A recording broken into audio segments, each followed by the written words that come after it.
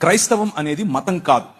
ఇది క్రీస్తు శరీరముగా మానవులందరినీ ఒక చోటికి పోగేసేటటువంటి విశ్వ మానవ ఉద్యమం.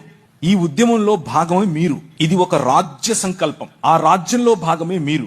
ఆ రాజ్య ప్రతినిధులు మీరు. ఈ రాజ్యం, ఈ ఉద్యమం ఏం చెబుతోంది అనంటే, ఇప్పుడు క్రీస్తునందు స్త్రీ అని పురుషుడని తేడా లేదు, మనం ఒకటే. ఇప్పుడు ఈ రాజులో యూదుడని గ్రీకు దేశస్థుడని తేడా లేదు, మనం ఒకటే. ఇప్పుడు ఈ రాజులో బానిస అని లేకపోతే రాజని తేడా లేదు, యజమాని బానిస అన్న తేడా లేదు. అందరూ అన్ని రకాల తోళ్లు, నల్లవారైనా తెల్లవారైనా, బ్రౌన్గా ఉన్నా, ఎల్లో కలర్లో ఉన్నా, ఎర్రగా ఉన్నా, ఎలాంటి వారైనా సరే దేవుని స్వరూపము, దేవుని పోలిక చొప్పున చేయబడ్డారు. ఇది సువార్తలో మొట్టమొదటి భాగం. ఇది గుర్తు చేయటమే సువార్త.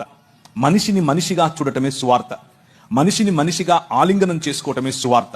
ఈ మార్గం, ఇది ఎలా చేయాలి ఈ సువార్తను అనంటే, తండ్రి కుమార పరిశుద్ధాత్మలుగా ఒక్క దేవుడుగా ఉన్నటువంటి మన దేవుడు అనేకమైనటువంటి ప్రజలను పోగేసి ఒకే శరీరముగా వారిని ఆహ్వానించటం, ఒకే కుటుంబంగా బ్రతకటం, ఇది క్రైస్తవ సువార్త.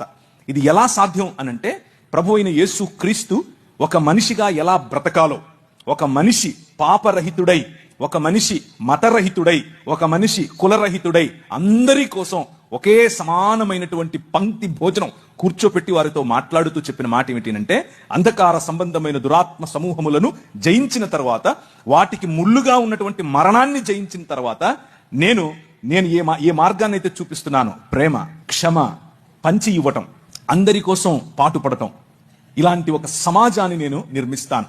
ఆ సమాజమే మీరు. ఈ సమాజం కేవలం ఈ సమాజం మాత్రమే ఈ సమాజానికి చెందని వారి కోసం ఉనికిలో ఉంది.